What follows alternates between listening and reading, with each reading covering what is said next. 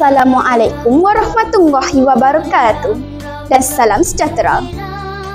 Yang kurik itu kundi, yang merah itu saga, yang baik itu budi, yang indah itu bahasa. Kini anda bersiaran dengan saya, Nurul Arfa binti Azahari, wartawan TV PSS anda. Memuja alam di pagi hari, bahagia hidup jika berkawan, sayang aman damai kekal abadi. Pada 11 Mei 2025, SKKM Lapangan Terbang telah mengadakan pelancaran Minggu Bahasa. Objektif utama program ini diadakan adalah untuk memberi ilmu pengetahuan dan kosakata dalam pelbagai bahasa.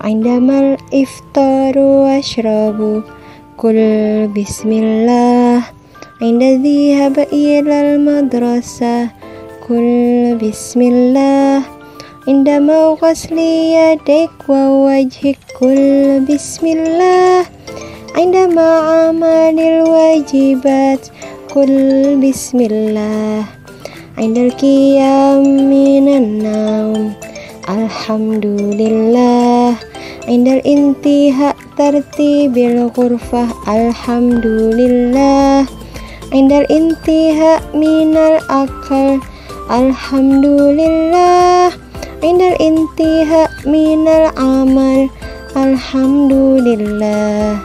Selalu sertakan Allah dalam setiap langkahmu. Selalu sertakan Allah dalam setiap doamu.